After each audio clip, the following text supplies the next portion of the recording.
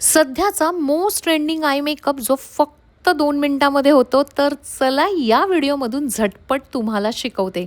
सगळ्यात आधी डोळ्यावर कन्सिलर लावून घ्या, ते करा कॉम्पॅक्ट पावडरनी लॉक.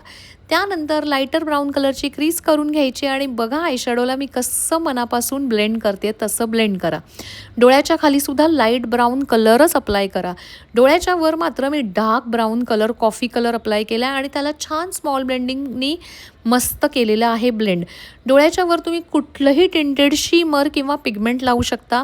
मी यूज केलेलं आहे फॅन्टी ब्युटीचं डायमंड बॉम्ब. कसं मस्त डायमंडसारखं शाईन करतंय बघा.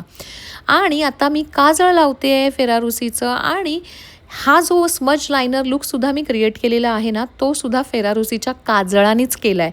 आणि हा खूप सुंदर टेक्निक आहे आणि खूप छान असा हा आयशॅडो दिसतो.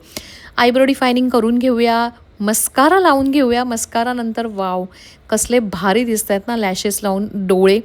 आणि चला झटपट अशी फायनल फिनिशिंग करून झाल्यानंतर आता दिसतोय काय ग्लास स्किन इफेक्ट क्रिएट झालेला आहे मस्त असा चेहऱ्यावर.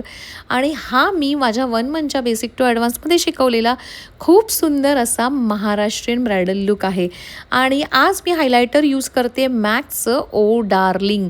ओ डार्लिंग हे हायलायटर आहे ना, ऑल स्किन टाईपवर खूप जास्त सुंदर दिसतं. त्यामुळे बघा फेअर स्किनवर पण कसलं मस्त दिसतं आहे ना.